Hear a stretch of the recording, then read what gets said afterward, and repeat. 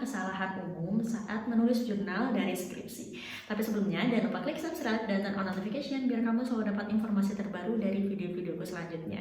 Nah, salah satu ketentuan dari kampus nih, biasanya baik skripsi, tesis maupun disertasi adalah setelah kamu menyelesaikan naskah utamanya atau menyelesaikan skripsi kamu, maka biasanya kamu diminta untuk melakukan suatu publikasi jurnal. Nah, kalau misalnya buat skripsi nih ya, umumnya di kampus-kampus itu cuma disyaratkan buat publikasi di dalam negeri aja, atau yang penting publikasi jurnal nasional aja. Cuma kalau udah tesis atau disertasi, biasanya itu ada tuntutan publikasi jurnalnya harus ke jurnal internasional. Tapi ini nggak mutlak juga di semua kampus, cuma biasanya kalau jurnal internasional punya bobot yang lebih besar dibandingkan jurnal nasional, dan bobot ini akan mempengaruhi ke nilai kamu. Tapi ada juga yang mempengaruhi ke persyaratan. Misalnya kalau kayak di S2 THP FTPUB nih ya, kalau publikasi jurnal di internasional itu cukup publikasi satu jurnal aja. Tapi kalau misalnya mau publikasi di jurnal nasional yang berbahasa Indonesia, silahkan, itu nggak mempengaruhi nilai kamu, nilai tesis kamu udah aman ya.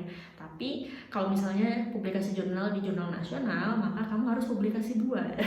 Jadi harus bikin naskah 2 kali. Bayangin aja kalau misalnya judul tesis nih ya, terus udah itu datanya harus dibagi 2 ke 2 jurnal. Itu kan kita mikir lagi, harus ada bikin 2 judul lagi. Terus kalau misalnya satu judul, satu jurnal udah di ACC, udah publish gitu, satunya belum, ya kita belum bisa yudisium dan belum bisa wisuda. Nah, ini kan jadi beban, akhirnya ya nilai nggak berkurang sih, tapi kan nggak lulus kayak gitu. Nah, jadi kalau seandainya nih ya, kamu harus publikasi jurnal ke jurnal internasional, ini ada 5 kesalahan yang umum dilakukan oleh mahasiswa nih, dan kamu bisa antisipasi ini dari sekarang kalau kamu nonton video ini sampai akhir. Oke, apa yang kesalahan yang pertama? Nah, jadi saat kita melakukan, bukan kita sih, saat melakukan publikasi jurnal, biasanya itu kita membuat judul jurnalnya itu adalah dari judul tesisnya kita atau judul skripsinya kita. Misalnya judul skripsinya A gitu, terus kita terjemahkan aja pakai Google Translate, habis itu dijadikan judul jurnalnya. Boleh nggak sih kayak gitu? Boleh sih.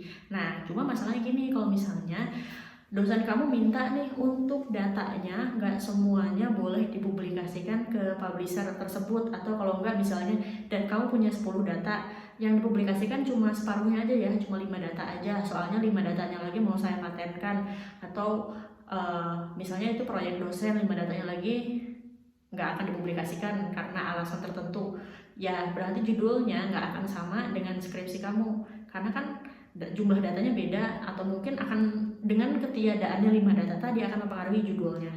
Jadi judul jurnal itu boleh berbeda dengan judul skripsi atau judul tesis kamu.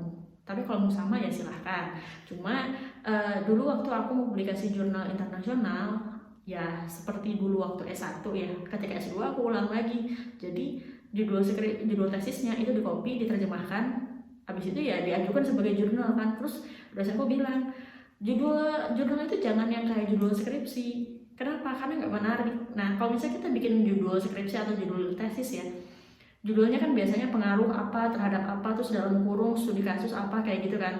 Nah, kalau kita publikasi jurnal, judulnya itu boleh dalam bentuk pertanyaan. Jadi kalau jurnal itu judulnya itu lebih menarik dibandingkan skripsi atau tesis.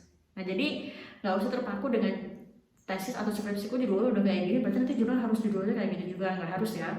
Kemudian yang kedua adalah, kalau publikasi jurnal internasional, coba cek lagi bahasa yang ada di tabel atau gambar. Nah, jadi gini, misalnya kalau kita udah dapat data gitu ya, apalagi kalau misalnya kita dapat datanya itu dari pihak ketiga. Kalau misalnya kita bikin data sendiri, misalnya kayak kita bikin tabel atau kita bikin gambar sendiri, yang input judul tabelnya atau judul gambarnya kan kita sendiri. Nah, ketika ditranslate, umumnya kita tuh cuma mentranslate naskah yang ada di paragrafnya aja.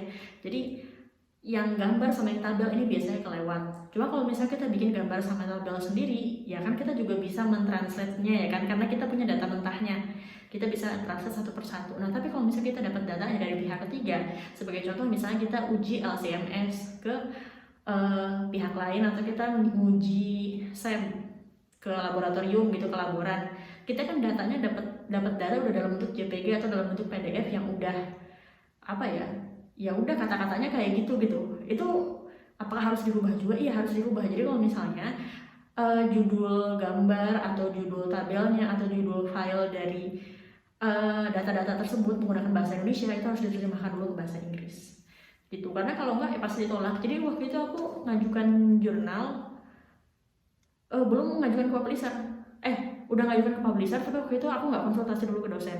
Terus dari itu ternyata ditolak, baru aku nanya ke dosenku, terus dosenku bilangnya pantas aja ditolak, ini lo lihat judul gambar sama judul tabelmu itu masih pakai bahasa Indonesia. Terus aku lihat, oh iya ya, kok bisa, aku nggak tahu ini gitu. Jadi tolong diganti dulu semuanya. Jadi kalau misalnya publikasi jurnal internasional dan naskah skripsi atau tesis berbahasa Indonesia, diganti dulu semua bahasanya, termasuk yang kecil-kecil kayak footnote-nya juga diganti gitu. Oke, selanjutnya adalah kalau kamu punya data, terus udah itu misalnya kamu publikasi nih ya, mau publikasi ke 2 jurnal. Biasanya kalau yang disertasi ini syaratnya adalah publikasi nggak boleh ke 1 publisher. Jadi harus publikasi ke 2 publisher, atau boleh ke 1 publisher tapi 2 jurnal syaratnya. Nah, kalau 2 jurnal gimana dong? Kita kan penelitian cuma 1 kali, masa kita harus melakukan penelitian yang lain lagi? Nah, nggak harus melakukan penelitian lagi. Kamu punya 2 pilihan. Yang pertama, semua datamu kamu masukkan di 1 jurnal, kemudian jurnal yang satunya lagi kamu buat jurnal review. Tapi kamu jadinya kerja 2 kali, karena bikin literatur review itu ya harus cari referensi lagi banyak banget. Dan sebenarnya literatur review itu bebannya lebih besar dibandingkan penelitian biasa. Kita kan biasanya mikir kalau misalnya penelitian ke laboratorium ngambil data primer itu lebih susah.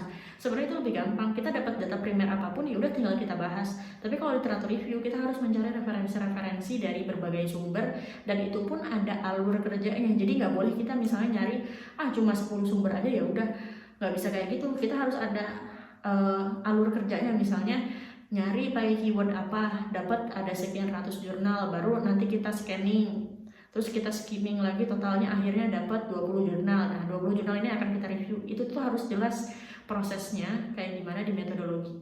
Jadi ya emang lebih sulit. Nah, kalau merasa itu sulit, ada pilihan satu lagi, yaitu data mau dibagi 2. Jadi misalnya kalau disertasi kan datanya banyak banget, misalnya penelitiannya 3 tahap. Oke lah, tahap 1 sama tahap 2 dimasukin ke jurnal yang A, kemudian yang tahap 3 dimasukin ke jurnal yang B. Nah, artinya dari skripsi, disertasi, atau hasil data penelitianmu ini, itu nggak harus semua datanya dimasukin ke dalam 1 jurnal untuk dipublikasikan. Bisa kamu bagi ke 2 jurnal atau terserah kamu, karena kan itu penelitianmu. Terus kalau misalnya kamu melakukan proyek dosen, pastikan sebelum mempublikasikan jurnal itu konsultasi dulu sama dosennya. Boleh nggak publikasi di sini, data apa aja yang boleh dimasukkan? Karena mau bagaimanapun ya, kalau proyek dosen kan biasanya didanai sama dosennya. Ya, dosen ya punya hak untuk ya mengatur kamu publikasinya di mana, data apa aja, apa yang kamu tulis, dan lain-lain gitu. Kemudian kesalahan yang nomor 4 adalah format jurnal sama dengan format skripsi atau tesis. Nah, ini salah. Jadi waktu aku skripsian dulu tuh, jadi udah dapet skripsi udah selesai nih ya, udah sidang, terus udah itu persyaratan sebelum yudisium adalah harus publikasi jurnal dulu. Tapi waktu itu jurnal nasional, karena aku pikir jurnal nasional ya misalnya latar belakang di copy langsung dari latar belakang skripsi, metode langsung di copy dari metodenya skripsi, kesimpulan juga kayak gitu. Nah, agak dipilih-pilih itu yang bahasanya di bagian pembahasan, karena kan pembahasan panjang ya, sementara kalau misalnya jurnal kan ada batas maksimum halamannya. Nah, tapi ketika aku nulis jurnal dengan cara seperti itu, persyaratan jurnal kan biasa paling 10 atau maksimum 15 lembar lah. Waktu itu aku nulis jurnal dengan data primer itu sampai 20 lembar. Terus waktu itu aku ajakin ke dosenku, terus dosenku bilang ya pantas aja, bukan kayak gini cara nulisnya. Terus aku dikasih tahu bahwa latar belakang itu nggak harus panjang lebar kayak yang ada di skripsi. Ya latar belakang atau introduction ya yang ada di jurnal itu cukup paling setengah halaman atau 1 halaman udah paling banyak sih. Terus udah itu metode paling setengah halaman lagi, habis itu pembahasan, terus kesimpulan juga dikit kayak gitu. Jadi gimana, kenapa kalau misalnya jurnal itu dalam 10 lembar itu udah mencakup semuanya? Ya karena penulisannya lebih efektif gitu. Bukan berarti penulisan skripsi atau tesismu itu nggak efektif, cuma biasanya kalau dari kampus ya ada persyaratan, misalnya kayak skripsi minimum 70 lembar, kalau tesis minimum 150 lembar, disertasi minimum 300 lembar. Ya ada beberapa kampus yang punya kebijakan seperti itu. Nah kalau misalnya kayak gitu kan kita mau nggak bertele-tele, nggak memenuhi nggak memenuhi syarat minimum jumlah halaman, jadi kita terpaksa nih bertele-tele dikerjain skripsi, tesis maupun disertasi. Tapi ketika publikasi jurnal ya kita harus memadatkan yang bertele-teletan gitu. Jadi untuk format, jumlah halaman itu menyesuaikan dengan publishernya. Jadi kalau misalnya publishernya minta formatnya seperti ini, kita jangan ngerasa skripsiku kan formatnya nggak kayak gitu, aku sesuaiin aja sama skripsiku, nggak bisa. Kamu udah capek-capek bikin, nanti kamu submit, nunggu lama, terus terakhir ditolak juga sama publisher hanya karena formatnya nggak sesuai. Jadi pastikan mau publikasi ke jurnal yang A, ya pakai format si publisher jurnal yang A. Terus kalau misalnya kamu ngerasa ditolak nih sama yang publisher A, aku mau publish deh ke publisher yang B, ikuti format yang di publisher B. Jadi kalau misalnya publisher B ini formatnya beda sama yang publisher A, ya kamu berarti buat format ulang. Jadi jangan sampai kayak, udah aku kan punya naskah yang kemarin, jadi langsung disubmit aja ke publisher yang B. Padahal publisher B formatnya beda, nggak akan diterima juga gitu. Oke, kemudian yang terakhir adalah ketika publikasi jurnal internasional, boleh nggak sih translate pakai Google Translate? Silahkan aja untuk publikasi, silahkan aja untuk translate pakai Google Translate. Kalau misalnya kamu menguasai bahasa Inggris nih, grammar kamu oke, silahkan translate pakai Google Translate, nanti kamu cek lagi. Jadi jangan ditranslate pakai Google, habis itu langsung tiba-tiba dikirim, karena kadang grammarnya ada yang nggak sesuai.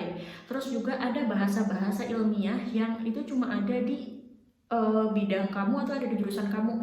Misalnya kayak gini deh, kalau culture, kalau di bahasa jurnal internasional culture itu artinya bisa dua.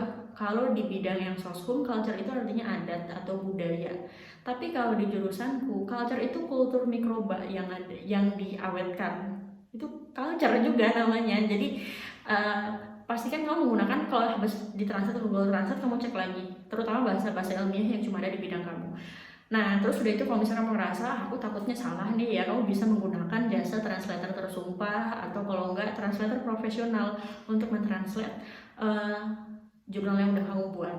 Dan pastikan orangnya itu ngerti dengan bidang yang kamu gunakan, dengan bidang skripsi kamu, bidang tesis, ataupun bidang background pendidikan kamu. Karena kalau misalnya orangnya nggak ngerti soal bidang kamu, jadi akan mentranslate sesuai dengan yang umum aja kayak culture tadi. Kalau translate secara umum kan jadinya budaya atau adat ya.